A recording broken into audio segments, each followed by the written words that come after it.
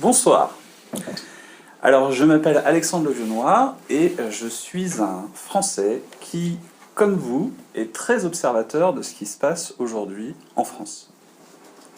Je crois qu'on vit une période très particulière et qu'au milieu des cris de colère des uns, de l'incompréhension que nous clament les autres, finalement, on se retrouve dans une situation où les tensions commencent à s'accumuler et où certains se demandent dans quelle direction les choses vont aller. Alors, être attentif à ce qui se passe en France, c'est un point que nous avons tous, je pense, ici en commun, et peut-être avec le monde entier qui regarde ce qui se passe en France comme il y a quelques siècles, il regardait ce qui se passait au niveau du pouvoir français, de la couronne et de l'actualité, on va dire, ravageuse qu'il pouvait s'entretenir entre un peuple qui demande à être bien gouverné et des gouvernants qui prétendent bien gouverner. Ces tensions entre un peuple et ses gouvernants, ce sont des tensions qu'on rencontre dans l'histoire depuis des siècles et des siècles. Et si on remonte l'histoire politique, on se rend compte que le rapport entre les agents qui prennent les initiatives, qui ont les moyens d'action, et puis les esclaves, ceux qui n'ont pas les moyens d'action, tout simplement, même des esclaves qui ne le sont pas de droit sur un papier, même ceux qui ne sont pas des esclaves de guerre, simplement parce qu'ils n'ont pas les moyens d'action, ils sont dans un esclavage naturel. Cette question de l'esclavage naturel, elle a été déjà soulevée par Aristote, et la question qui se pose aujourd'hui, c'est en sommes-nous sortis? Est-ce que le cri de l'actualité ne nous fait pas nous rendre compte que les tensions sociales de l'époque pourraient être les mêmes que les tensions sociales actuelles? Et la façon dont la communication rencontre des événements, beaucoup des témoignages qui sont faits sont passionnels. Enfin, on entend tout et n'importe quoi, et la télévision, on va dire, se veut être le lieu de retransmission ou de tempérance de tous ces élans humains. Alors d'abord, il faut bien s'entendre sur ce qu'est la passion. La passion est une affection violente de l'âme qui nous pousse à une action sans nous laisser le temps de réfléchir, comme l'amour, la colère, la douleur, l'ivresse, et en général tout ce qui peut ôter à l'âme le sang-froid et l'attention nécessaire pour examiner les choses. Tout ce qui peut nous faire agir par emportement plutôt que par réflexion. La préméditation est un mûr examen des raisons qui peuvent nous engager à agir ou nous en détourner. Et on voit bien que ce qui relève de la passion, qui relève du domaine irrationnel, spontané, sans délibération, se distingue de ce qui relève de la préméditation, où là on a délibéré notre choix, on l'a mûri. Est-ce que ceux qui s'expriment aujourd'hui le font de façon passionnée ou de façon préméditée? Première question. Et ceux qui leur répondent, avaient-ils prémédité que cela arriverait? Et si oui, leur réponse est-elle à leur tour passionnée ou préméditée? Se poser ces questions, c'est déjà changer de perspective. Ce n'est plus simplement être spectateur de ce que les médias nous servent, c'est comprendre ce qui anime derrière. Quel est le logiciel qui anime derrière les mouvements en place? Et nous avons un constat fait par M. Macron, dans une intervention du 27/11/2018, où il s'adresse aux Gilets jaunes, et il déclare « Nous devons changer de méthode ». Très intéressant, cette déclaration, parce que quelque part, il pose la question de la méthode, d'une part, et de l'autre, qu'il y a eu une erreur. C'est-à-dire que la méthode prise avant n'était pas la bonne. C'est évidemment une question absolument nécessaire en philosophie, et c'est précisément dans cette direction que nous allons, dans un premier temps, étudier la façon de considérer la philosophie. Une fois que nous aurons vu cette façon de considérer la philosophie, nous verrons comment cette considération s'articule avec la notion de pouvoir et de corruption. Ensuite, nous allons observer ce rapport dans une notion qui, tous ici, vous est familière, à savoir la notion de fraternité. Ensuite, nous verrons le rapport avec la compétence et celui de la légitimité. Là-dessus va être, comme le dit Machiavel, de façon inexorable, inclus la notion de violence. Donc nous verrons la violence et sa légitimité. Et nous allons redescendre sur la question de la politique en philosophie. Alors toujours de façon très simple, très accessible, hein. On évitera d'être dans le détail. Et lorsque l'on verra que finalement ce qui se passe aujourd'hui est intrinsèquement lié à la question philosophique et au choix philosophique, nous verrons, si nous en avons le temps, dans une dernière partie, le déroulement des actions de contestation qui font passer d'un système doxastique à un système réaliste et inversement. Voilà. Donc, première partie, la façon de considérer la philosophie. Si vous êtes un peu amoureux de peinture, certains connaissent la peinture, l'école d'Athènes, où on voit Platon et Aristote côte à côte, avec leurs disciples sur les côtés, et des statues qui incarnent la représentation de leur philosophie. Et qu'avons-nous ? Nous avons Platon qui pointe vers le ciel. C'est le monde des idées. Aristote, s'il était au contraire de la pensée de Platon, devrait pointer vers le sol. Mais ce n'est pas ce qu'a représenté le peintre dans l'école d'Athènes. Il a trouvé une autre option, une autre représentation. Il fait pointer Aristote vers ce qu'on appelle le symbole de la mesure. Ce symbole de la mesure, ce n'est pas pointer vers le bas, de façon symbolique, un matérialiste. Ce n'est pas non plus pointer vers le haut, de façon symbolique, un idéaliste. On est justement dans une pensée qui cherche à rester accroché à la réalité. Et ce symbole, très intéressant à comprendre, puisque cette illustration va nous rendre compte qu'en philosophie, on peut produire l'erreur aussi facilement que dans n'importe quelle autre discipline. Et que beaucoup de gens qui se prétendent philosophes, parce qu'ils n'ont pas la méthode, cette fameuse méthode, eh bien, ils arrivent à des conclusions qui sont fausses. Alors, nous allons voir chez Platon un exemple qui va structurellement transformer littéralement sa philosophie, c'est la notion d'habitude. Platon nous dit « Les plus heureux sont donc ceux qui ont exercé cette vertu sociale qu'on nomme la modération et la justice, et qu'on acquiert par l'habitude et par l'exercice, sans philosophie et sans réflexion. » Donc là, on a un Platon qui nous dit que les exercices, la justice, la modération, toutes ces choses-là sont dans l'habitude, mais qu'elles ne sont pas liées à la philosophie. C'est très important à comprendre, parce que là, il y a une rupture entre modération et justice, qui sont des vertus, et la philosophie. Tandis que chez Aristote, l'instruction suppose trois choses, un heureux naturel, l'éducation et l'exercice. Et c'est avec une bonne instruction qu'on commence à faire d'une bonne philosophie. Donc là, on a déjà, sur la notion d'habitude, un schisme. Il y en a un, donc Aristote, qui introduit l'habitude dans la philosophie, et l'autre qui, au contraire, exclut l'habitude de la philosophie. Ça va être d'autant plus important sur la notion d'exercice, car chez Aristote, la philosophie est le produit d'une praxis, c'est-à-dire quelque chose que nous devons accomplir en acte, tandis que pour Platon, la philosophie, c'est surtout le produit de l'esprit, et il n'y a rien d'autre à pratiquer que d'articuler des idées.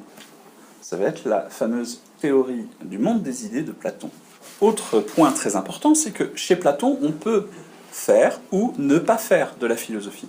Il nous dit « Si tu la juges mauvaise, détourne-en non seulement tes fils, mais tout le reste des hommes. Et si tu la trouves bonne, telle qu'elle me paraît à moi, toi et tes enfants, appliquez-vous-y. » Donc il n'y a pas le caractère impérieux de devoir raisonner sur les choses, de devoir philosopher sur les choses.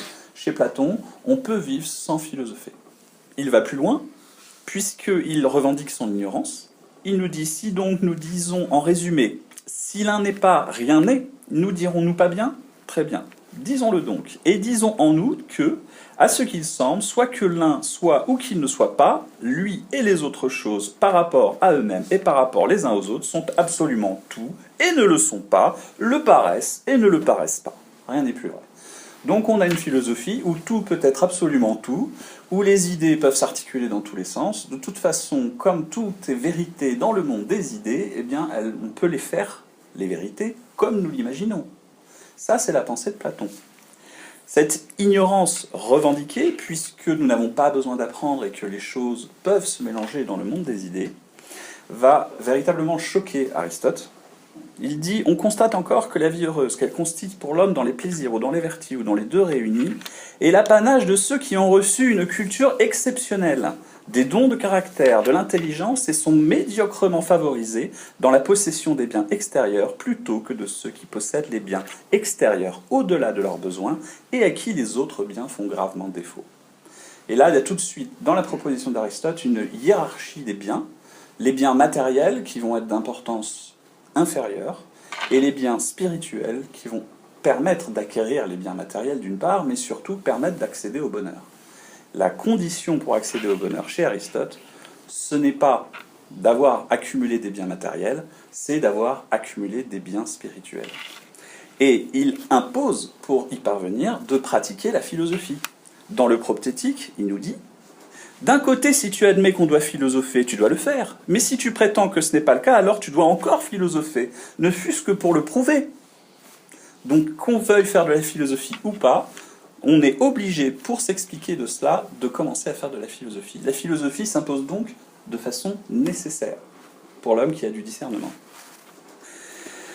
Car c'est déjà s'y mettre que se demander si on doit le faire. S'adressant à des êtres humains plutôt que divins, ces exhortations doivent inclure des avis utiles à la vie politique et pratique. Et là, donc, on n'est pas dans la philosophie telle que Platon le décrit, on est dans une philosophie pratique qui s'adresse à d'autres hommes. Et donc il va falloir procéder d'une certaine façon. Question, peut-on faire de la philosophie en faisant n'importe quoi?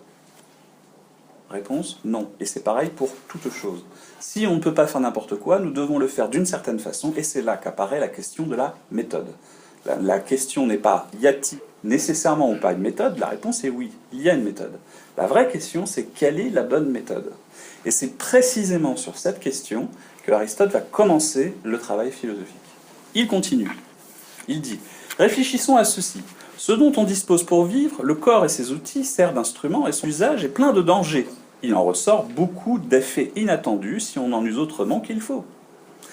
Si donc on doit désirer les posséder, on doit quand même acquérir la science d'en user correctement. Il faut donc philosopher si on se propose de gouverner les gens correctement et de vivre sa propre vie efficacement. » Donc là, on a deux mots clés, le correctement et le efficacement. Tout cela renvoie à la méthode d'une part et à l'action de l'autre. On est déjà dans le Proptétique, qui est une œuvre de jeunesse d'Aristote, on a déjà la philosophie de l'action qui s'inscrit. Ça va se poursuivre dans le reste de son œuvre, ou dans l'éthique à Nicomaque et l'éthique à Eudème. Il reproche à ceux qui ont eu le temps de s'instruire de ne pas l'avoir fait.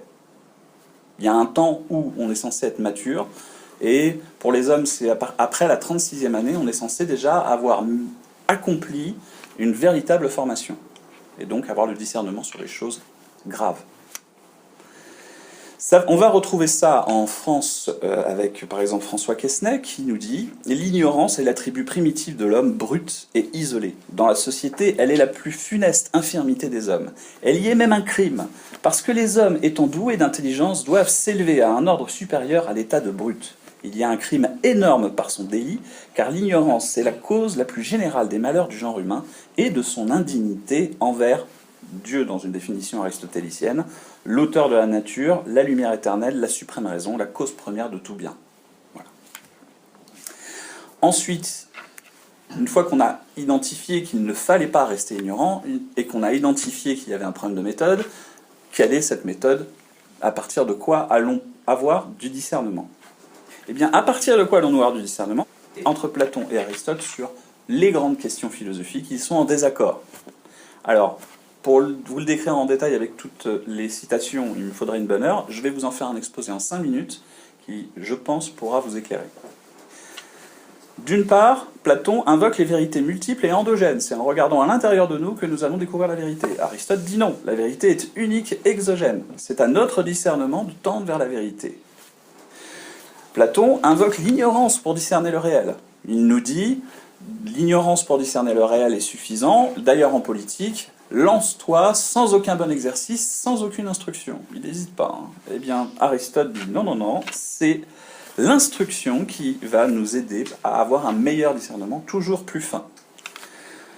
Platon propose la préexistence des essences. Aristote dit que non, les essences, elles ne préexistent pas, c'est dans l'action que nous voyons les choses. Et on va retrouver cet axiome dans toute la pensée classique française, où l'action est antérieure dans le discernement à la puissance. Vous savez, il y a puissance, action, téléchie. L'action est antérieure dans le discernement à la puissance. Ensuite, Platon nous dit que l'autorité des idées est suffisante pour construire la pensée. Donc on a le monde des idées. Aristote dit au contraire que c'est l'autorité des catégories qui va nous permettre d'avoir du discernement. Les catégories ne sont pas, comme Kant le dit, des a priori de l'entendement. Les catégories se construisent en réflexion avec le réel, en sorte qu'une catégorie renvoie à une réalité observable et expérimentable. Platon cultive l'esprit de contradiction. Il faut contredire, même si la personne a raison, ne serait-ce que pour voir ce qui ressort de la contradiction. Aristote nous dit que non, celui qui contredit pour contredire se comporte comme une sorte d'ennemi. Il y a un moment, face à la vérité, il ne faut pas contredire pour contredire. Et donc Aristote va proposer plutôt de cultiver l'esprit critique et le contradictoire. Platon mélange les absolus et les relatifs. Ça, c'est très clair dans toute sa philosophie. Quand il parle d'éléments comme l'égalité, comme la liberté, comme toutes ces choses, il va les considérer de façon absolue. Tandis que Aristote, lui, va les prendre pour ce qu'ils sont, à savoir des relatifs, c'est-à-dire que nous sommes libres relativement au choix le meilleur, nous sommes égaux relativement à une communauté, etc., etc. Ensuite, il y a chez Platon un déterminisme qui commande des initiatives. Vous croyez que vous faites des choix, vous croyez que vous délibérez, mais en fait non. Vous êtes déterminé, selon Platon. Et le législateur lui-même, comme sa pensée est déterminée, la production des lois qu'il va inscrire sur le papier sera elle-même déterminée. En soi, le législateur n'est pas la cause de ses écrits, c'est la détermination qui commande. Aristote, lui, n'est pas du tout d'accord. Il dit que le libre arbitre commande les initiatives. Certes, la nature nous donne des bornes, ce sera l'accessible, mais au sein de ces bornes, nous avons la possibilité de faire plusieurs choix. Et ça s'applique, c'est une considération qui s'applique évidemment en politique. Ensuite, il y a le respect de la loi comme finalité. Donc là, on voit dans le Criton, Platon qui est prêt à tuer Socrate, son personnage, pour que la loi s'accomplisse. Et Platon dit, il faut tout souffrir, il faut que la loi s'accomplisse. Pour Aristote, ça ne se passe pas comme ça. Les lois, comme les constitutions, comme n'importe quelle initiative de l'homme, elles peuvent être corrompues. Et si elles sont corrompues, appliquer une loi corrompue, c'est simplement obéir à un tyran. Et c'est contre la raison que d'obéir à un tyran. Donc, contre le légalisme, Aristote propose la droiture pour faire société. La liberté ne saurait être limitée pour Platon, alors que la liberté doit être arbitrée sous l'autorité de la vertu pour Aristote. L'homme n'est pas responsable de ses actes pour Platon.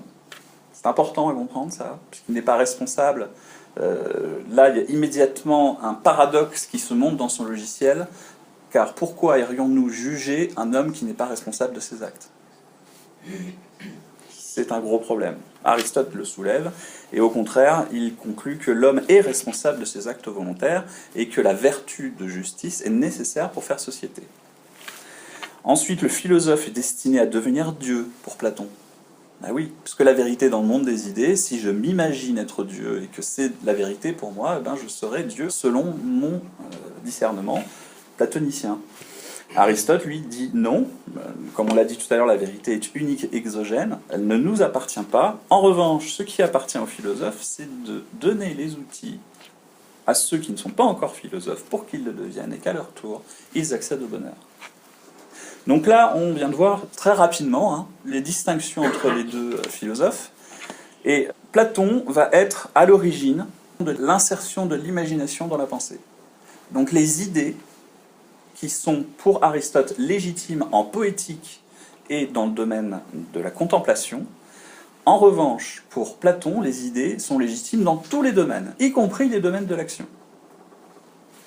Les domaines de l'action comme l'éthique, la logique, la physique, la métaphysique, la politique, la rhétorique, etc. Eh bien, dans toutes ces disciplines-là, Aristote préconise de ne pas faire usage des idées.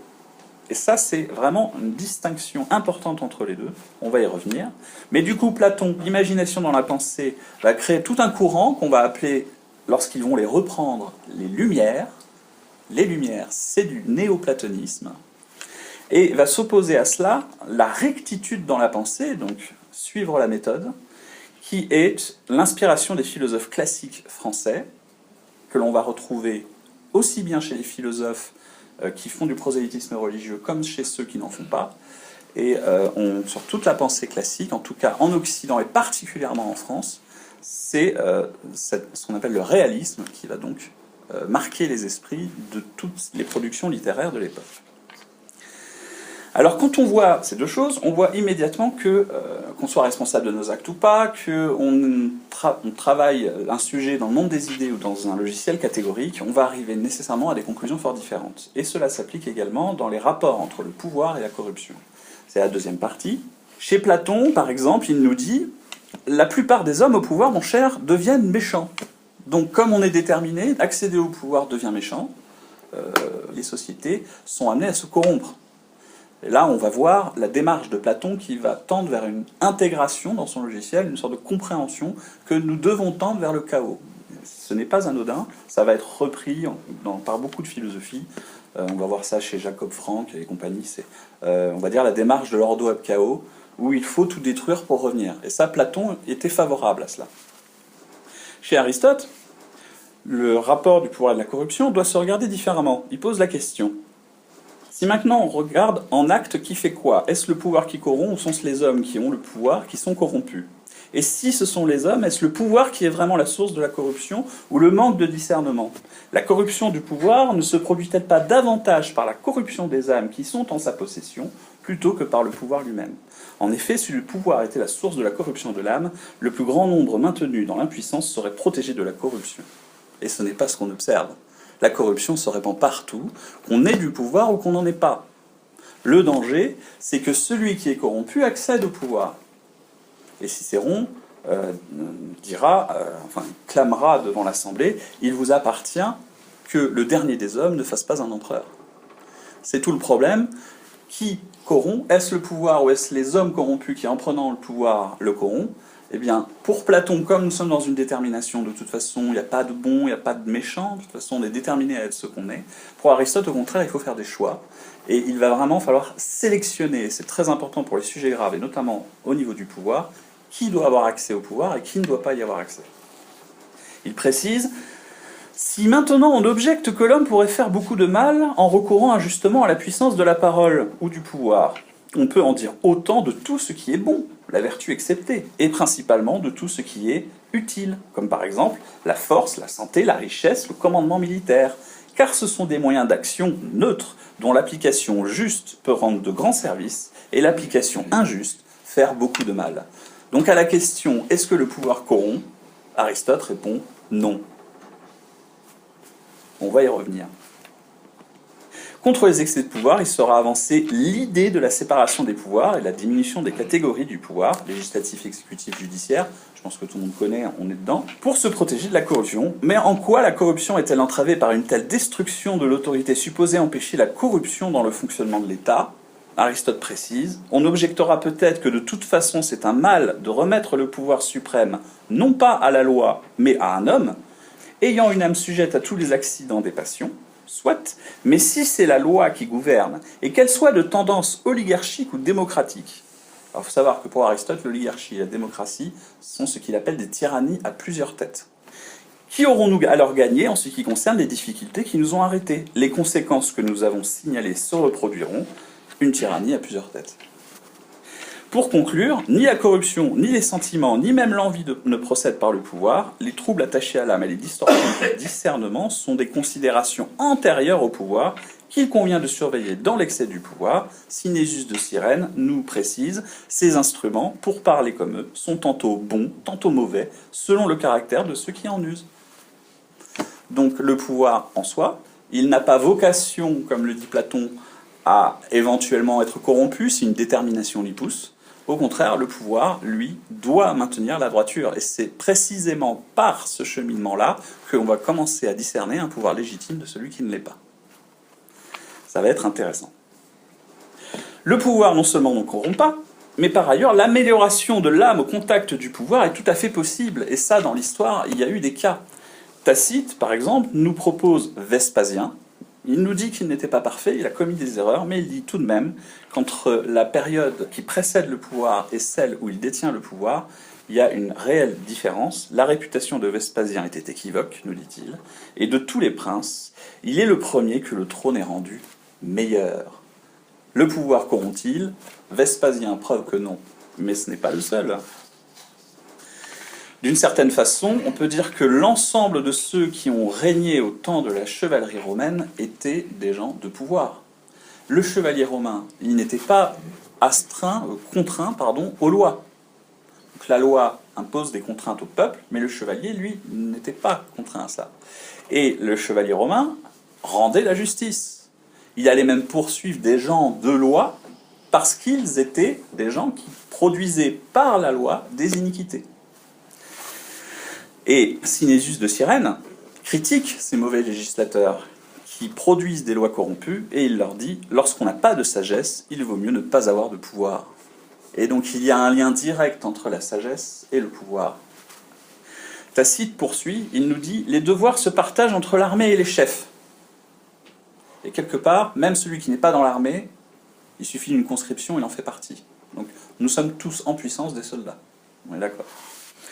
Les devoirs se partagent entre l'armée et les chefs. Qu'un soldat si ait l'ardeur de combattre, au chef le devoir de prévoyance, de conseil, une sage lenteur, bien plus féconde en succès que la précipitation. Que s'il y a de son bras et de son épée contribué pour sa part à la victoire, il servira maintenant par la raison, par la prudence, qui sont les qualités propres d'un capitaine, donc propres. Hein. S'il n'y a pas ces qualités-là, nous ne sommes pas en présence d'un capitaine. Qu'il ne peut y avoir deux avis sur les difficultés qui se présentent, donc retour à cette vérité unique que préconise Aristote. L'obscurité de la nuit, les dangers, une ville inconnue, l'ennemi au-dedans, à chaque pas des embûches et à craindre, le chef doit savoir tout considérer. C'est cela être un bon chef. Tacite nous en donne une définition qui, à l'aune de ce qui se passe aujourd'hui, nous permet de nous poser des questions. D'autres encore offrent des exemples de droiture. Othon, cependant, contre l'attente générale, ne languissait pas des délices et de la mollesse. Donc Othon, il était certes chef, mais il vivait comme un esclave. Il remit les plaisirs à un autre temps, et dissimulant son goût pour la débauche, il sut mettre dans toute sa conduite la dignité du rang suprême. Nouveau sujet de crainte pour qui songeait que ses vertus étaient fausses et que les vices reviendraient. Nous avons là encore un exemple que le pouvoir, non pas corrompt, mais peut aussi rendre les hommes meilleurs.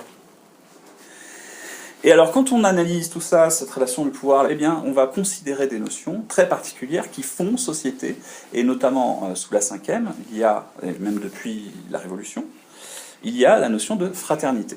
C'est là-dessus que nous allons pouvoir avancer. Alors, vous connaissez tous, la République, c'est liberté, égalité, fraternité ou la mort. Il faut s'en rappeler, hein. C'est ou la mort à la fin. Donc c'est ça, ou à la fin, squeeze. C'est ce qu'a mis en œuvre la République dans plein de régions différentes, et c'est une prérogative qui était nouvelle. C'est d'ailleurs ce que dit Louis XVI quand il voit toutes les terreurs qui sont en train de se mettre en œuvre. La République peut faire des choses que le roi n'aurait jamais pu. Ça devient intéressant puisque la République peut faire par la loi des choses que le roi n'aurait pas pu faire. Et il doit obéir notamment au commandement des chevaliers qui interdisent de contrevenir à la loi de Dieu. Et la loi de Dieu, pour un chevalier, il n'a pas le droit de s'en prendre au peuple dont il a la charge. On va voir avec différents événements, hein, les fusillés de Quiberon, les noyés de la Loire, la guerre de Vendée, etc., que la République ne tient pas du tout ce principe-là en compte. Elle va avoir plutôt une approche légaliste, et elle va considérer, comme Platon, que c'est ce que dit la loi qui fait le droit. Il faut retenir cette phrase.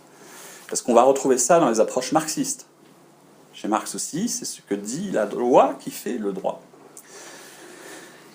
Et là, dans les notions de fraternité également, on va avoir une distinction entre ce que peut faire le pouvoir et comment il le considère lorsqu'il est dans un logiciel platonicien ou dans un logiciel aristotélicien.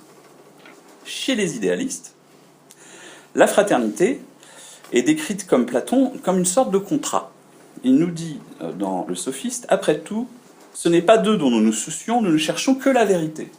Et on voit bien que ce n'est pas d'eux dont nous nous soucions, il y a une rupture. Entre les idéalistes qui cherchent la vérité dans les idées et tous ceux qui renoncent au monde des idées, il ne faut pas se soucier d'eux. Que fais-tu donc que de violer le traité qui te lie à nous et de fouler aux pieds tes engagements, nous dit Platon dans le Criton. Et là, il conçoit la vie politique comme un contrat. On va retrouver ça dans les Lumières avec Rousseau. dans le contrat social, on va y revenir. C'est qu'alors, si nous trouvons que la justice, la loi, s'oppose à notre démarche, il n'y a plus à raisonner, il faut rester ici, mourir, souffrir tout, plutôt que de commettre une illégalité. Et donc là, on voit vraiment à la limite de la justice, chez Platon, c'est la loi. Au-dessus, il n'y a rien. Chez Rousseau, qui va reprendre ce courant-là, on va aller non seulement dans le contrat social, effectivement, réduire la fraternité à une sorte de légalité abstraite, mais aussi on va contrevenir à tout ce qu'Aristote avait défini sur l'homme, volontairement. Par exemple, Rousseau nous dit « Chaque individu qui, par lui-même, donc en regardant à l'intérieur de lui, comme Platon le préconise, est un tout parfait. » Fini. L'homme est un tout parfait. Et solitaire, c'est-à-dire qu'il n'est plus un animal politique doué de raison, il est un tout parfait solitaire, est parti d'un plus grand tout. Et comment peut-on être un tout parfait en étant parti d'un plus grand tout? Il y a un paradoxe. Parce que quand on est un tout parfait, il ne nous manque rien. Et pourtant, là, on fait partie d'un plus grand tout. Donc déjà, dans une phrase, il y a on parlait de méthode avec notre ami Macron. Là, il est clair que Rousseau, lui aussi, rentre dans une méthode platonicienne et contrevient à la méthode aristotélicienne. Si on analyse la fraternité, d'ailleurs de façon catégorique, on observe quoi? La fraternité est liée avec trois catégories. L'essence, être frère de quelqu'un, c'est qu'on partage son essence. La relation, on a une relation de frère. Et aussi l'action, puisqu'il a fallu procéder à une génération. C'est une condition pour que la fraternité existe, c'est que nos parents nous aient générés.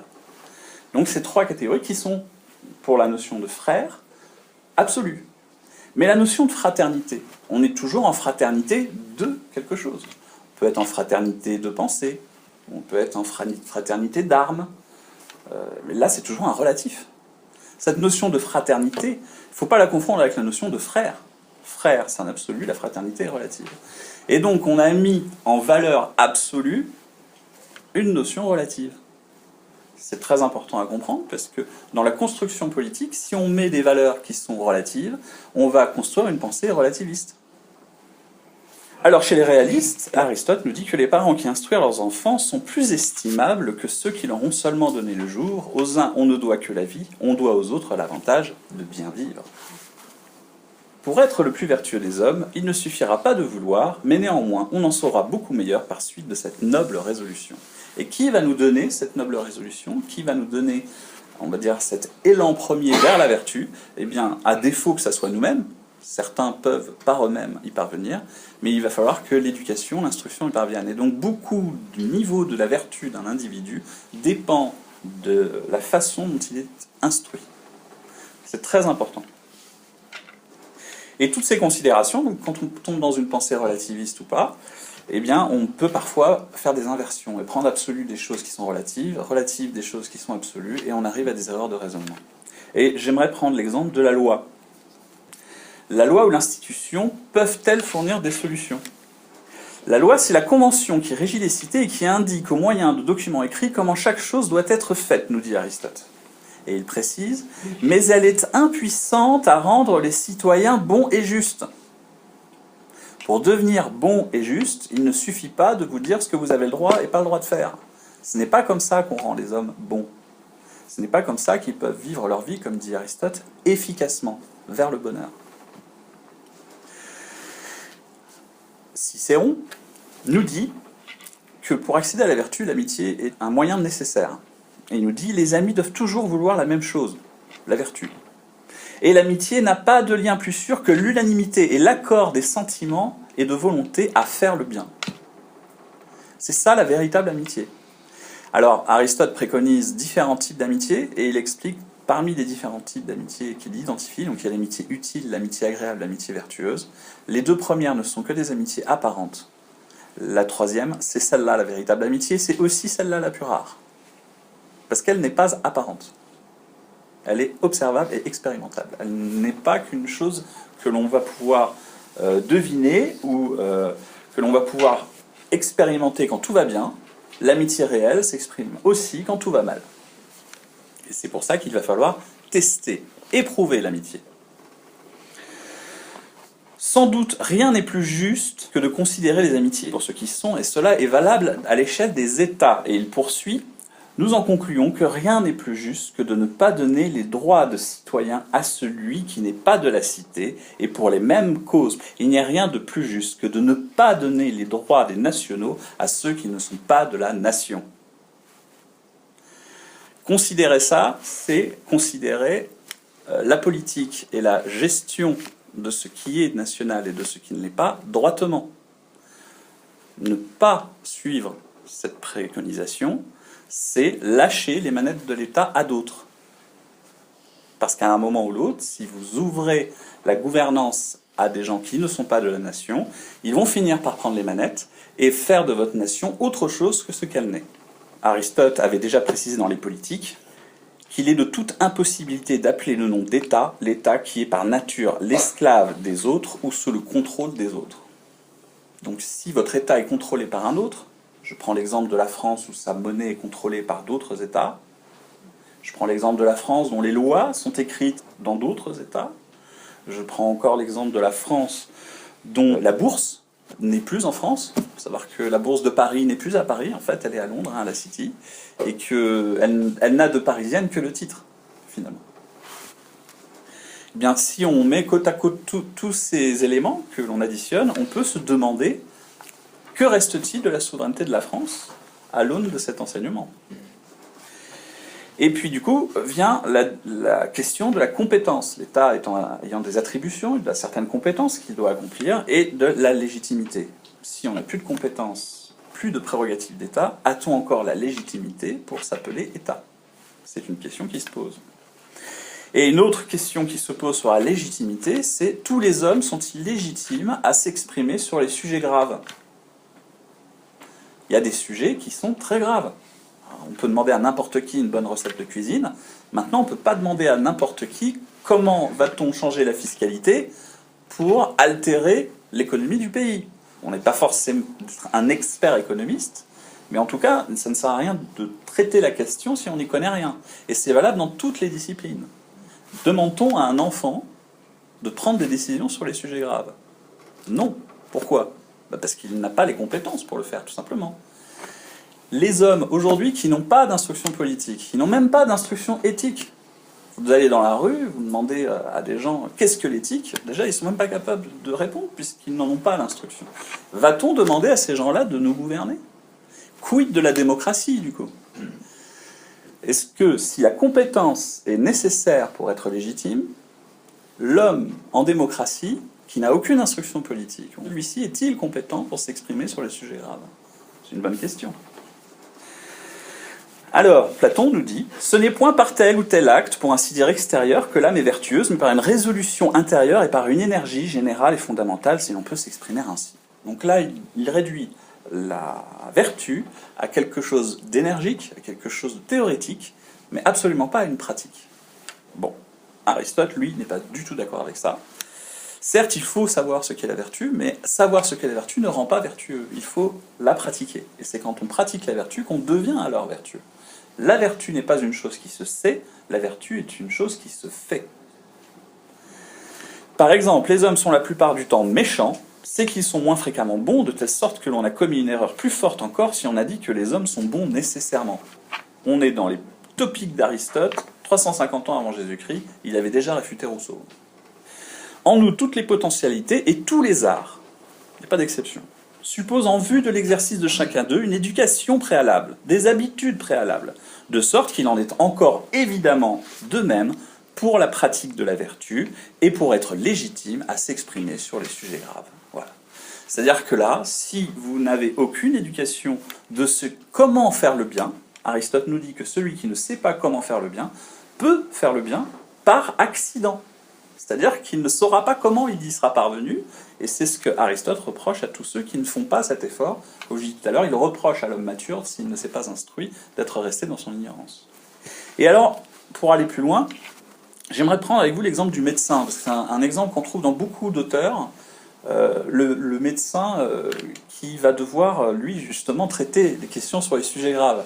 Alors, question bête, allez-vous donner l'autorité à quelqu'un qui n'est pas médecin de vous soigner?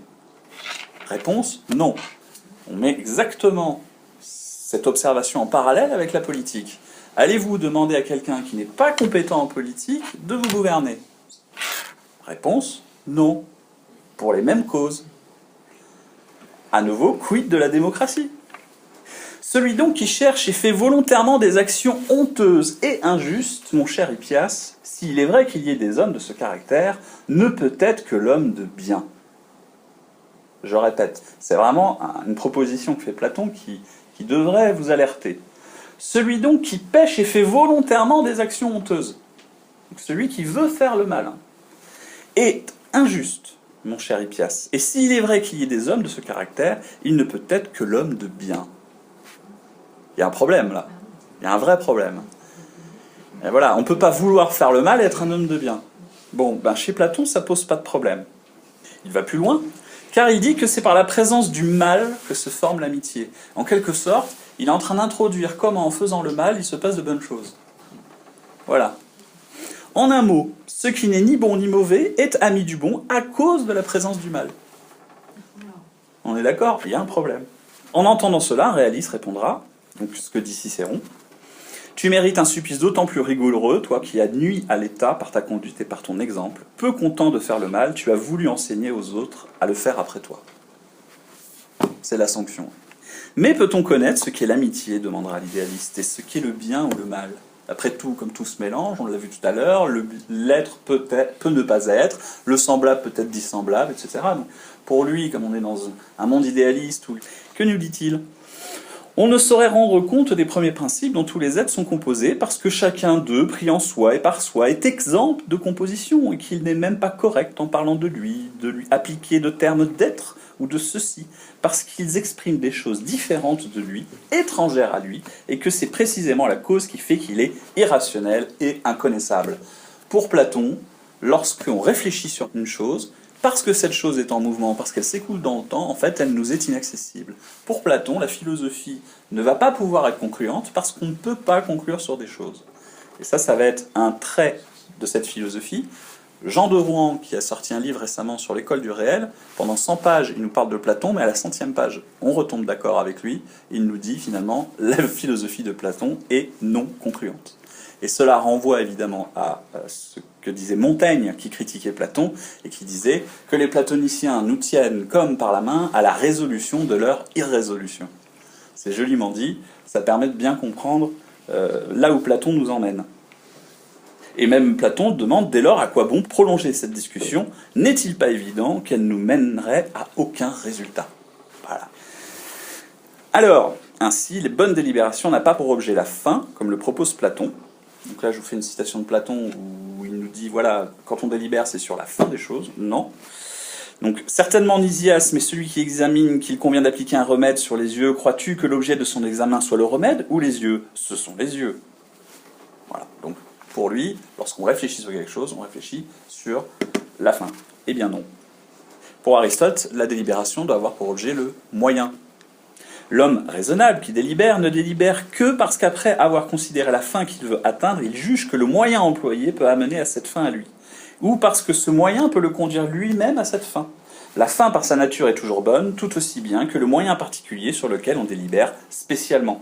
Ainsi, par exemple, un médecin délibère pour savoir s'il administrera tel ou tel remède. Il ne va pas délibérer pour savoir si l'œil est plus comme ceci ou plus comme cela. Le boulot du médecin, c'est de délibérer sur le remède pour soigner l'œil. On est d'accord ? Bon, déjà, si on évite cette erreur-là que je viens de montrer avec le médecin en politique, et qu'on évite de délibérer sur ce qu'est la République, mais plutôt sur les moyens que doivent employer les gouvernants pour prendre soin de ce qu'on appelle dans la pensée classique la res publica, la chose publique, là on va commencer à augmenter le niveau, quoi. Ils sont en train de se tromper d'axe d'analyse pour créer la bonne délibération. Et donc Aristote conclut que la pensée est donc bien en vue de l'action à accomplir et non de la science à connaître. Très important. On ne délibère pas pour s'enrichir de connaissances, on délibère pour agir. Aussi, Platon fait une erreur lorsqu'il écrit « Et quand il s'agit de médecine, l'âme qui fait volontairement mal dans le traitement du corps n'est-elle pas plus habile en fait de médecine ?» Donc il y a le médecin qui soigne et le médecin qui fait le mal volontairement. Et Platon dit « Celui qui sait faire les deux est plus compétent que celui qui soigne seulement. » Voilà.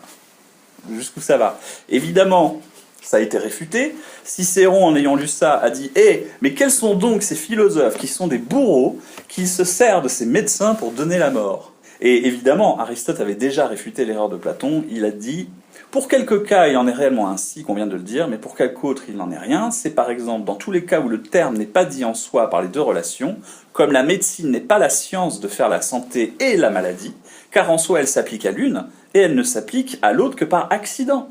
En effet, absolument parlant, c'est chose étrangère à la médecine de faire la maladie, de sorte que, rapportant la définition à ces deux choses, il n'a pas plus défini la médecine qu'en la rapportant à une seule, et peut-être même l'a-t-il plus mal définie, puisque le premier venu est capable aussi, quel qu'il soit, de faire la maladie. Réfutation aristotélicienne des théories de Platon. Enfin, je ne vais pas toutes les faire. On va passer au problème suivant, qui est la notion de violence et la notion de légitimité. Une violence, c'est lorsque l'on accomplit sur un sujet un effet qui va contre sa cause finale. Je donne un exemple simple. Une pierre tombe, sa cause finale est de tomber, parce que la gravité l'y contraint. Si je prends cette pierre et que je la soulève, je lui adresse une violence. Voilà. C'est très simple à comprendre, la violence. Quand vous avez compris la définition première de la violence, vous pouvez l'articuler avec la légitimité. Et puis on se rend compte que la violence et la légitimité peuvent se produire par la loi. Et la violence par la loi n'est pas une notion à prendre à la légère. Parce que lorsqu'on est platonicien, on se dit, bon, la loi, elle produit une détermination, donc le législateur fait forcément de bonnes lois, en sorte qu'il n'y ait pas de violence illégitime produite par la loi. Ça, c'est un raisonnement platonicien. Lorsqu'on est dans un raisonnement réaliste, les choses se passent fort différemment. Tout d'abord, l'action doit se garder de l'erreur, comme tous les raisonnements qui concluent le choix de l'action. L'erreur la plus commune étant d'étudier l'action possible d'après des concepts généraux, comme par exemple les idées et autres pensées poétiques. Alors si vous faites des lois à partir d'idées ou de pensées poétiques, il y a un gros problème juridique qui se pose. À partir du moment, je vous donne un exemple, où vous intégrez dans la justice le procès d'intention. Aristote nous dit, comme il est difficile de juger de l'intention des gens, nous sommes forcément obligés de juger d'après leurs actes. Donc, pour pouvoir faire une procédure en justice, il va falloir des éléments factuels, matériels, où l'homme a agi. Et cette action étant blâmable, on va pouvoir présenter la justice contre lui. Mais si vous faites un procès d'intention, vous faites une accusation sur un acte qu'il n'a pas encore fait. Et ça, Aristote nous dit que ce n'est pas la justice. Alors pire, si je vous fais un procès d'intention sur un sentiment, le sentiment, ça n'a absolument rien de rationnel. On est d'accord, ça fait partie de la partie irrationnelle. On est dans une situation d'une illiquité où on va pouvoir produire une action en justice contre quelqu'un parce qu'il aurait une intention sentimentale. Et ça va être proscrit en Grèce, c'est ce qu'on appelle le langage attique.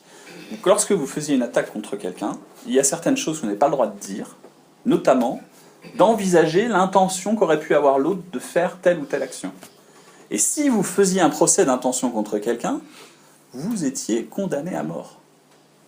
Ça rigolait pas. Donc, quand vous prenez ça en considération, et qu'ensuite vous regardez la législation actuelle, et que vous regardez que vous pouvez être poursuivi pour incitation à un sentiment, et bien ça, pour un réaliste, ce n'est pas de la justice, c'est du procès d'intention. Ça n'a rien à voir avec la justice. Lorsqu'on regarde ces législations, on se rend compte que ce sont des législations récentes. C'est donc une introduction du procès d'intention dans le droit récente qui n'existait pas avant. Et ça, c'est très important à comprendre dans l'évolution du droit. Et on va voir que certaines violences vont ainsi pouvoir, par les tyrans, instrumentaliser la loi pour accuser des gens d'intention, de passion, de sentiments, de choses irrationnelles qui n'ont normalement jamais leur place devant une cour de justice. Platon nous dit, encore une fois, si c'est à l'art que tu dois cette habileté et que, t'étant engagé à me la montrer, tu manques à ta promesse, ton procédé est injuste. Si au contraire ce n'est point l'art, mais une inspiration divine, donc on rejoint la détermination dont il parlait, qui te fait dire tant de belles choses sur Homère parce que tu en es possédé, et sans aucune science, comme je le disais, en ce cas je n'ai point à me plaindre de toi. Ainsi, vois si tu es mieux passé dans notre esprit pour un homme injuste, parce qu'il est instruit, ou pour un homme divin, parce qu'il est ignorant. Et là, on voit quelque part une sorte de prosélytisme de l'ignorance que fait Platon, où il finit par accuser celui qui est instruit. Alors Aristote réfute, évidemment, quand il voit ça, il nous dit que la poésie dit plutôt le général, et en ce qui concerne les actions, qui résonnent en général résonnent dans le vide. Donc celui qui pense de façon poétique, en philosophie, ne produit pas une pensée féconde. Il n'y a donc nul besoin d'être poète pour bien délibérer. La délibération peut être corrompue, sans le savoir, par une pensée mal disposée, une tournure d'esprit qui inclut l'imagination dans le raisonnement. Elle va alors produire des fruits contre nature issus d'une réflexion, d'un caractère ou de certitudes corrompues.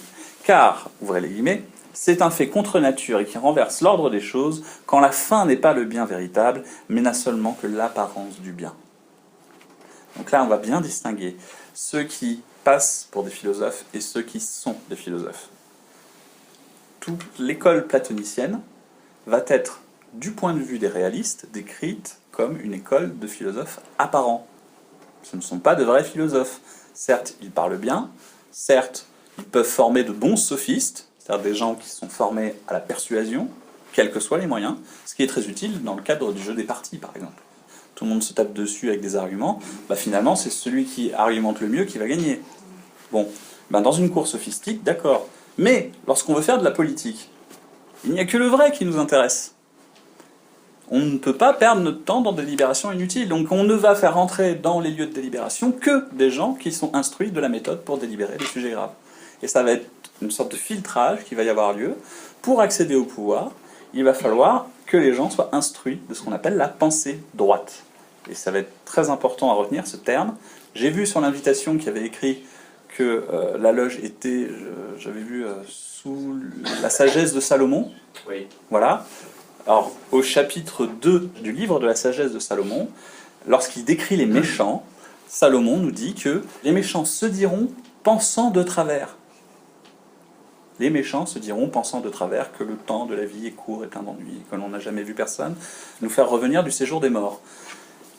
Dans ce verset du chapitre 2, déjà Salomon instruit les hommes à la pensée droite. Il suggère qu'il ne faut pas avoir de pensée déviante. Et donc vous voyez bien qu'entre Platon et Aristote, vous avez deux logiciels qui s'opposent, qui ne sont pas compatibles, il va falloir faire des choix.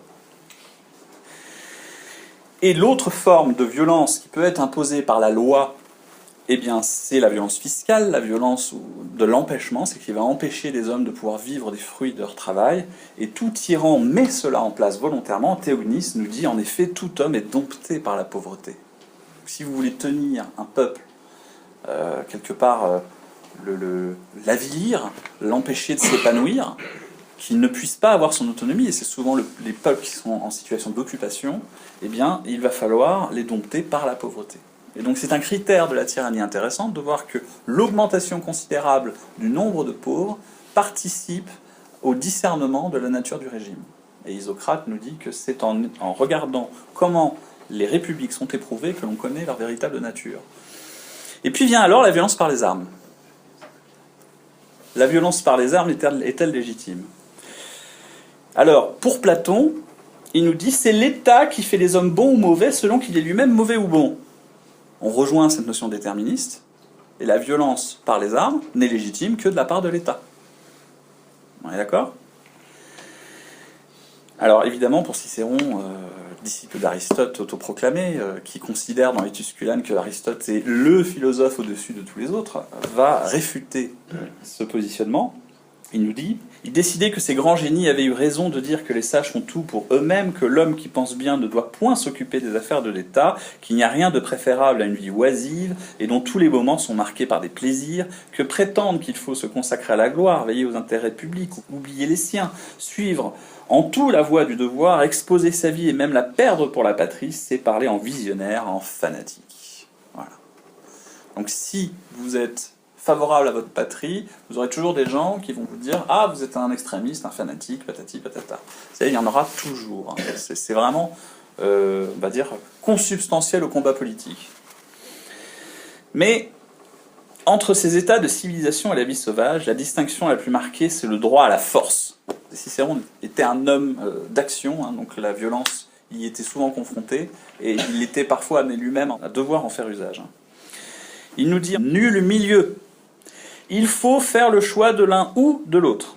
Voulez-vous anéantir la force? Il est nécessaire que le droit prévale, c'est-à-dire les jugements qui en sont l'expression. Les tribunaux déplaisent-ils ou ne font-ils plus leur travail? Sont-ils renversés? Alors, il faut de toute nécessité que la force domine. Ce sont des principes que personne ne conteste. Alors, c'est d'autant plus intéressant que c'est exactement ce qui va être mis en œuvre, d'abord par Rome, parce que c'est Cicéron qui parle, mais ce propos de Cicéron est un héritage lui-même d'Aristote, qui, lorsque son enseignement va être mis en œuvre, va faire émerger un homme en particulier, Alexandre le Grand. Alexandre le Grand, qui est le bras armé d'Aristote. Il n'avait pas enseigné qu'à Alexandre le Grand, il avait ce qu'on appelle les diadoques, c'est-à-dire les chefs de guerre qui allaient ensuite devenir chefs des satrapies. Donc chaque domaine qu'avait conquis Aristote était découpé en provinces, ces provinces s'appelaient des satrapies, et si les chefs de guerre qui étaient sur place se rangeaient du côté d'Aristote, ils prenaient la tête des satrapies. S'ils ne se rangeaient pas de son côté, ils étaient remplacés par ses propres chefs de guerre qui devenaient diadoques et qui appliquaient la méthode d'Aristote à la gouvernance. Et c'est là que va naître l'hellénisme, la construction des Alexandries, des bibliothèques cyclopédiques, en opposition avec l'encyclopédie. Toutes ces choses-là s'articulent entre elles. Alors, on a vu la violence, on a vu que l'histoire rendait certains actes de violence légitimes, et Cicéron vient de nous expliquer que si les tribunaux ne font plus leur travail, la violence des gouvernés devient à son tour légitime, ne serait-ce que pour renverser ces tribunaux décadents, et se pose donc la question de la politique en philosophie. Alors, pour Platon, on ne peut pas être convenablement à la fois philosophe et politique. D'accord ? Il le dit expressément, il dit « si vous faites de la philosophie, vous serez mauvais politique, si vous faites de la politique, vous serez mauvais philosophe. » Et la question politique en philosophie a été reprise par Aristote jusqu'à la Renaissance, et je vais citer Machiavel pour bien vous montrer que c'est la même position qui est tenue sur tout le long. Quant à l'exercice de l'esprit, le prince doit lire les historiens et consacrer des actions des hommes illustres, examiner leur conduite dans les guerres, rechercher les causes de leur victoire et celles de leur défaite, et étudier ainsi ce qu'il doit imiter, ce qu'il doit fuir. Enseignement simple, mais qui rend consubstantielles différentes disciplines, la philosophie, l'histoire et les autres, afin de bien gouverner. Et là, il y a cet enseignement que nous donne Aristote sur les 7 questions politiques. 7 questions politiques qu'on ne peut pas ne pas traiter. Si on ne les traite pas, c'est déjà un indicateur qu'on est en tyrannie. C'est des questions importantes. Première question, la religion. La religion, il va falloir choisir laquelle. C'est une question importante. Choisir de ne pas prendre de religion, nous avons l'enseignement de Salomon. Vous savez ce qui s'est passé? Il a flirté un peu volage, il a pris une nouvelle femme, cette nouvelle femme lui a demandé d'ouvrir le pays à plusieurs cultes, et ça part dans tous les sens, ça finit en guerre civile, etc. etc. Bon. Évidemment, ce n'est pas l'exemple à suivre, mais on observe que c'est quand même un exemple qui en Europe a été repris beaucoup. Et on voit ce qui se passe, on est en train de vivre ce que Salomon a vécu aussi. C'est-à-dire qu'à force de faire une agglomération de cultes, eh bien, on voit apparaître ce phénomène de communautarisme. Pourquoi faut-il traiter la religion? Parce que la façon de concevoir la religion va altérer la façon de concevoir les lois. Et donc, la façon de concevoir les lois va altérer la façon de concevoir la Constitution. Troisième sujet politique. La façon de concevoir la Constitution va altérer la façon de faire de la diplomatie, le rapport avec les autres États. Ça va donc altérer aussi la guerre, la paix, et en dernier recours, c'est le 7e sujet, les finances. Et dans les finances, vous avez toutes les sous-catégories, toutes les grandes prérogatives d'État qui sont aujourd'hui découpées en ministères. Mais finalement, ce qu'on voit d'apparence, ce n'est que la finance. Aujourd'hui. Non, lorsque vous parlez avec les gens, ils vont vous parler que des affaires en rapport avec la finance. Mais toutes les questions politiques antérieures, qui conditionnent comment résoudre la dernière, les gens n'en parlent pas. Ou ils évitent le sujet. Quid des modifications prévues par Emmanuel Macron sur la loi de la laïcité, par exemple? Aristote nous dit que la religion, il faut se prononcer, il faut choisir. De toute façon, si on ne choisit pas, on finit toujours avec la même solution, c'est le chaos. Donc il faut choisir, ou on se prononce, ou on va vers le chaos. Et pour se prononcer sur cette question, il nous dit « c'est un principe communément admis qu'il faut agir selon la droite raison, et tout ce qui est contraire à la droite raison doit être écarté du pouvoir ». Auprès de ceux qui mettent l'existence dans les idées, la chose est moins difficile attendu qu'ils sont traitables, nous dit Platon. Donc si vous faites de l'idéalisme en politique, vous êtes traitable. Un réaliste répondra « le système des idées est bien moins acceptable ». La fin du sophisme légaliste, c'est la fin de la gouvernance platonicienne, des états assujettis au texte, des dogmes subjectivistes et du dogme déterministe avec toutes les contradictions que ce sophisme comporte.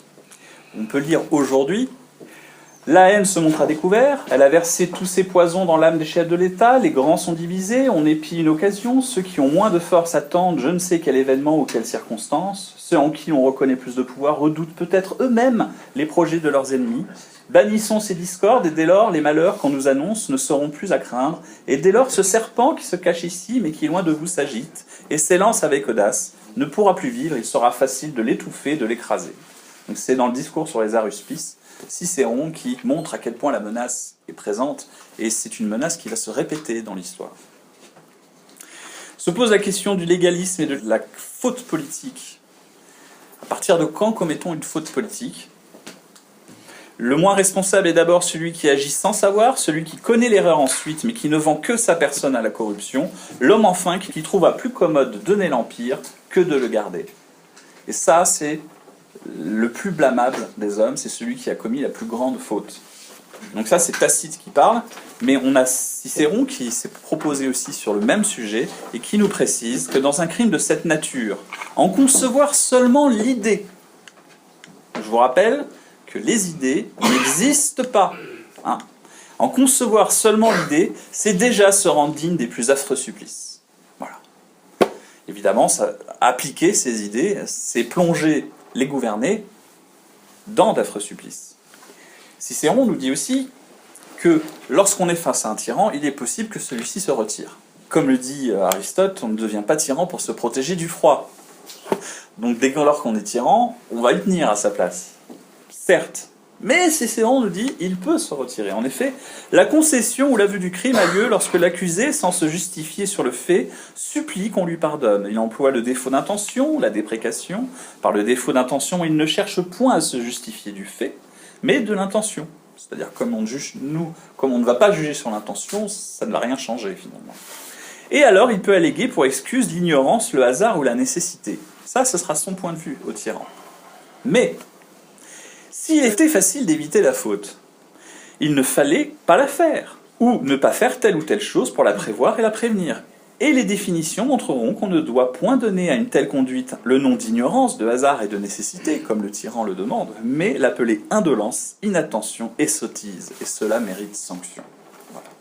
Et ça va être toute la différence entre, on va dire, ceux qui croient qu'ils ne sont pas responsables et ceux qui le sont en réalité. Dès que vous êtes chef, vous êtes responsable. Bon, il se trouve qu'en France, il est précisé que le chef d'État n'est pas responsable de ses actes. Bon, oui, mais bon, c'est la 5e. À partir de ce constat, vous pourriez vous dire « Ah ben le président va réussir par la loi à se défausser à la responsabilité ». Eh bien, non, en fait pas, parce que le principe d'Isocrate s'applique toujours. Le chef est responsable des fautes de ses gens et des siennes propres. Voilà.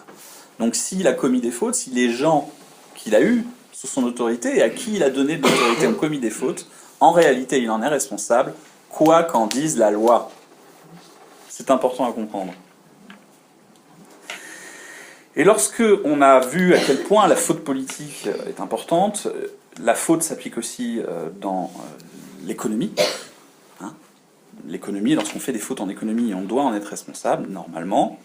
On a vu avec la crise de 2008, avec les faux en écriture, avec un certain nombre de choses où les gouvernements ont laissé passer aux banques, on va dire, c'était open bar, hein. Eh bien, on peut se demander si la responsabilité ne devait pas être engagée auprès de tous ces gens. Si elle l'avait été et que la justice avait eu lieu, est-ce qu'on serait à nouveau dans des situations similaires avec des bulles, des crises diverses et variées. Hier, c'était la crise des subprimes, ensuite c'était la crise des CDS, ensuite c'était... Enfin, il y en a plein qui se succèdent, mais finalement, c'est la même responsabilité qui n'est jamais engagée. Alors évidemment, ce sont des gens qui font des fautes parce qu'ils n'ont pas la vertu. Pourquoi n'ont-ils pas la vertu? Parce qu'ils sont ou bien dominés par leur passion, ou dominés par leur ignorance. Et sur toutes ces questions, plutôt que de vous en faire un long détail, je vous invite à lire le traité de Marin Cureau de la Chambre, qui parle spécifiquement de toutes ces questions. Et dès son introduction, vous avez une sorte de résumé sur ce que sont les passions, comment les contenir. Alors, en dernière partie, je voulais aborder le déroulement de l'action. Alors évidemment, je ne vais pas m'attacher sur les moyens de l'action, mais vraiment sur le déroulement. Parce que les moyens de l'action, comme on l'a vu, il existe une violence légitime, celle qui, pour reprendre l'expression de Montaigne, trahit la trahison. Dans le déroulement de l'action, bien souvent, c'est suite à une trahison qu'il y a une réaction.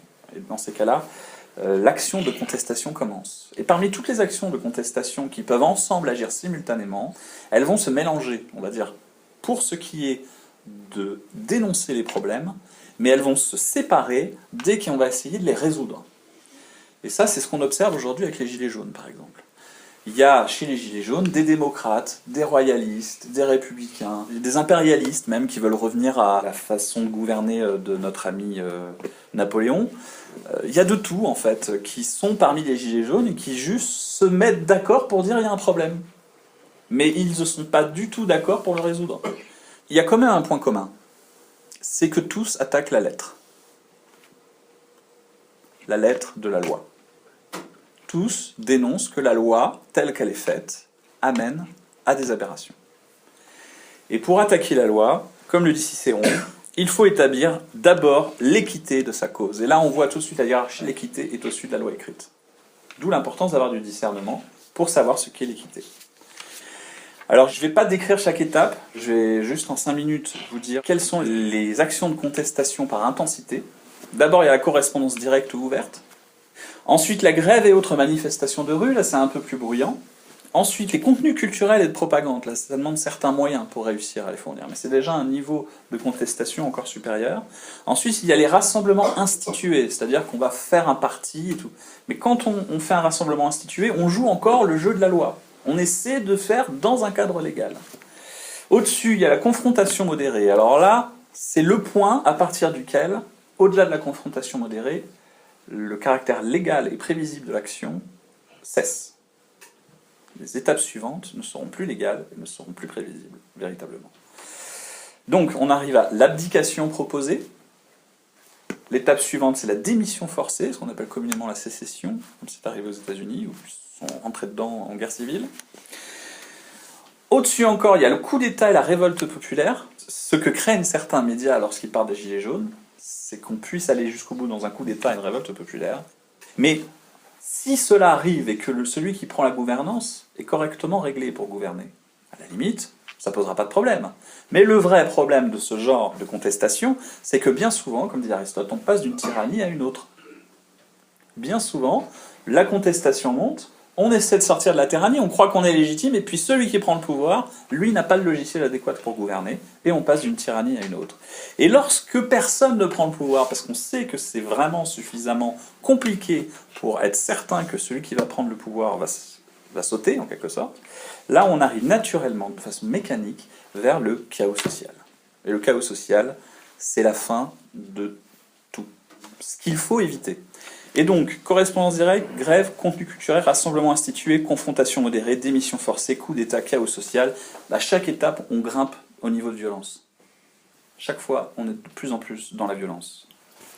Nous avons donc vu la façon de considérer la philosophie selon les deux systèmes, platonicien et aristotélicien, le rapport entre le pouvoir et la corruption. On a étudié la notion de fraternité dans les deux logiciels. La compétence et la légitimité, la violence et sa légitimité, la question politique en philosophie, le déroulement de l'action politique. Pour toutes ces choses, on peut, pour chacun des points, faire une conférence de 2 heures. Vous avez vu, j'ai tout contracté. J'ai essayé d'être rapide et efficace. En tout cas, on peut faire le constat aujourd'hui que faisait Tacite, c'est que nous trouvons aujourd'hui dans nos institutions beaucoup plus de détracteurs de Cicéron à la pensée droite que de Virgile à la pensée poétique, et que si on veut cesser d'être gouverné par des poètes, il faut nous-mêmes d'abord nous instruire à la droiture. Et Théophraste, dans cette démarche, nous rappelle que là où le meilleur est possible, il ne fait jamais défaut. Donc si l'un de vous pense pouvoir édifier son discernement, avoir une meilleure vision de l'actualité politique, en s'instruisant, Théophraste le confirme, dès que vous vous donnez du mal, les fruits sont bons. Alors après avoir dégagé de la broussaille les fondements des idéalismes face au réalisme, les dimensions politiques de cette pensée, il apparaît des conclusions fort différentes, qu'on choisisse l'un ou l'autre système. Elles convergent pour mettre en lumière le combat qui oppose les disciples de Platon aux disciples d'Aristote. C'est la confrontation des philosophies multiples contre la philosophia perennis, la vérité subjective contre la vérité universelle, les idéologues contre le philosophe. Dans une reprise plus moderne, on pourra parler des lumières internationalistes, déterministes et légalistes contre l'instruction classique, qui avance le libre arbitre, une réelle métaphysique et la révélation.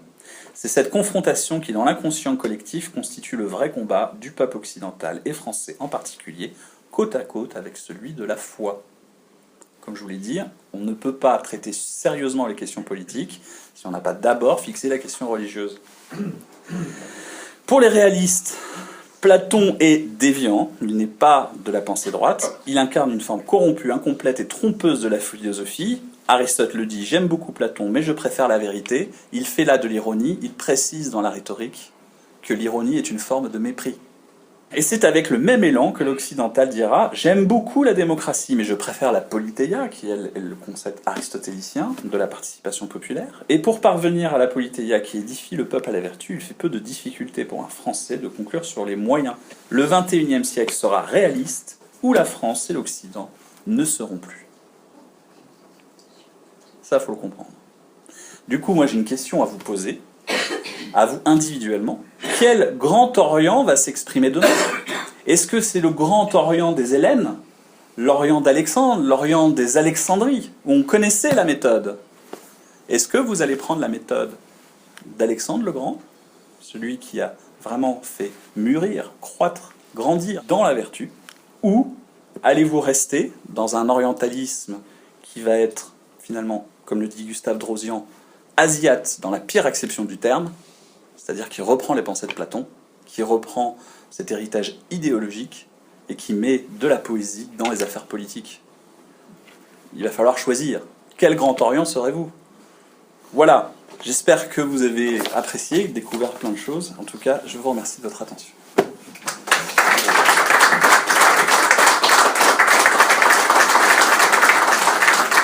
Merci de cette belle conférence. Maintenant, vous avez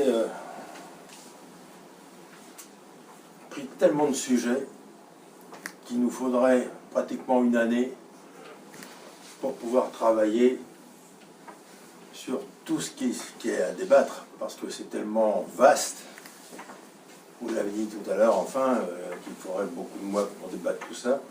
Je pense que dans l'année prochaine, on a pas mal de travail, mais on reprendra certainement certaines questions philosophiques de tout ça, parce que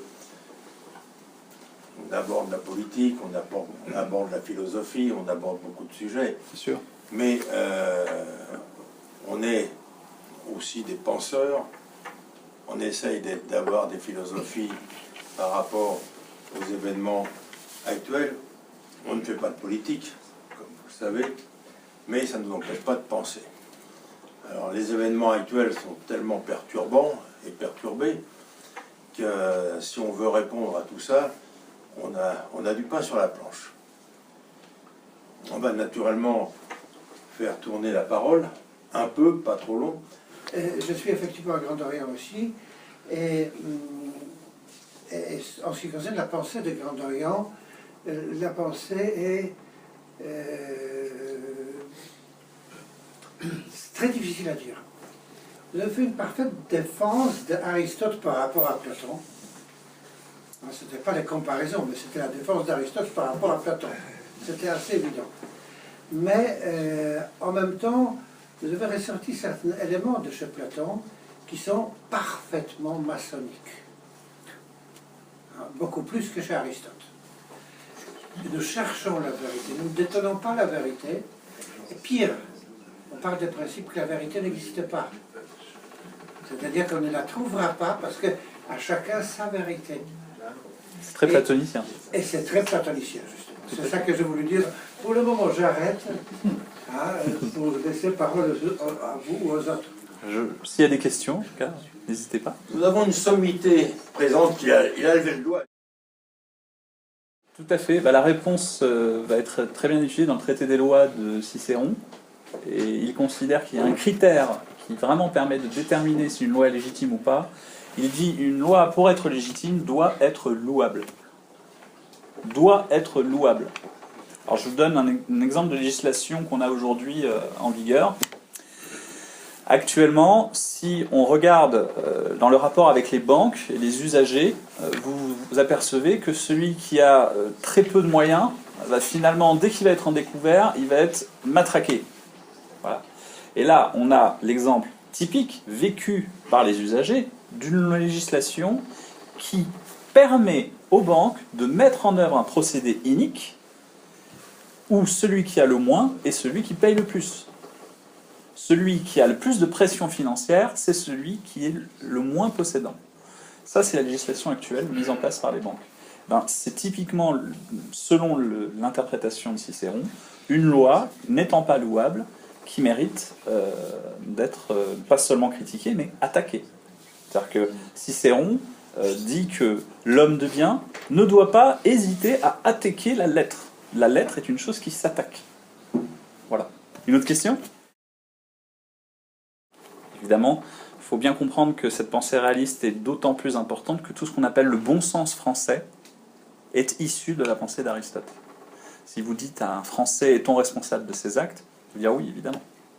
Si vous dites à un Français « la justice est-elle nécessaire pour faire société ?», oui, évidemment. Si toutes ces choses-là font partie du bon sens français. Ah, ce ne serait pas forcément une mauvaise proposition. Parce que nos énarques, eux, sont formés à l'école platonicienne. Eh oui. Eh oui. À partir du moment où, à la télévision, on vous sert toujours la même confrontation, démocratie ou tyrannie, ou vous êtes démocrate, ou on va en tyrannie. Quand on vous propose ça en permanence et qu'on vous martèle ça, vous finissez par y croire. Mais c'est pas du tout vrai. Il y a plein d'autres formes de régimes qui ne sont pas des tyrannies et qui ne sont pas la démocratie. Et déjà, on va enfermer les gens dans ce modèle-là. Et bien, ce mouvement-là d'enfermer les gens dans la démocratie, d'essayer de légitimer tant qu'on peut un régime républicain qui, depuis 250 ans, a connu 5 grandes crises majeures, on passe d'une république à l'autre pour avancer plus vite dans la crise suivante, et bien finalement, on se rend compte que c'est un discours qui n'a pas lieu d'être dès qu'on est instruit des différentes formes de régime. Lorsque vous entendez de la démocratie ou la tyrannie, en fait, vous êtes en train d'entendre un message doxastique qui n'a rien à voir avec un véritable sujet d'étude pour se poser des bonnes questions politiques. Concernant la représentation, elle s'oppose surtout à l'incarnation. C'est-à-dire qu'un seigneur qui a le pouvoir incarne le pouvoir, et en tant que tel, on peut parler directement au seigneur, et donc on parle au pouvoir. La représentation, elle s'oppose à cela. Lorsque vous parlez à un représentant, lui n'a pas le pouvoir. Il va ensuite en référer à des commissions qui vont ensuite délibérer entre elles, etc. Et ça, c'est le procédé par lequel la représentation rend le pouvoir occulte. Lorsqu'on a une incarnation, le pouvoir est franc. Il est directement accessible, on lui parle. Lorsqu'on passe par la représentation, le pouvoir se diffuse de façon occulte dans une assemblée qui elle-même, souvent sur le papier, se déclare irresponsable. Et c'est le cas des parlementaires. D'accord ? Sur le papier, ils se déclarent irresponsables. Et donc ça, c'est l'autre position, c'est que l'incarnation est responsable de ses actes, la représentation se prétend irresponsable. D'accord ? Donc là, c'est les deux logiciels, et c'est ces deux logiciels, effectivement, qui se confrontent. On retrouve ça, effectivement, en philosophie, parce que Aristote, lui, dit qu'il n'y a que l'incarnation responsable de ses actes qui est légitime, parce qu'elle va assumer ses erreurs, tandis que les représentants, qui sont sur le papier irresponsables, eux, et ils vont satisfaire des échéances électorales ou on va dire des requêtes populistes, etc., pour parvenir à se maintenir. Évidemment, l'incarnation, elle, n'a pas ce problème, parce qu'elle dit les choses comme elles sont, et comme il doit assumer, souvent, lorsqu'on est dans ce système d'incarnation, on doit transmettre à sa descendance le pays, et donc on va essayer de lui transmettre dans le meilleur état possible. Il peut très bien être représentant, faire les lois au service de l'étranger, et puis se barrer après avec ses rétrocommissions pour partir en vacances la fin de sa vie, quoi. Ah, ça c'est une autre question. La question. Voilà. Mais là, c'est poser la question des critères de la tyrannie. À partir de quand on peut savoir qu'on est en tyrannie, c'est aussi une des questions traitées dans le livre. Si cela vous convient, on peut s'arrêter là. Merci. Merci à vous. J'étais absolument ravi. C'est excellent. Très bien. Très intéressant. Une question, Robin. Oui, oui. Est-ce que vous allez publier ça? Alors, il y a un livre qui va être publié, qui comprend toutes ces choses. Voilà. Ok, C'est inclus dedans. je l'attends. Voilà. Impatiemment, vous avez fait une conférence immobilière pour moi. Quelque chose qui dépasse. Ça sera difficile pour beaucoup de gens. Et le courage de traiter ce courage sous cette vision, c'est la première fois que je pense. C'est rare qu'il dise ça. C'est faire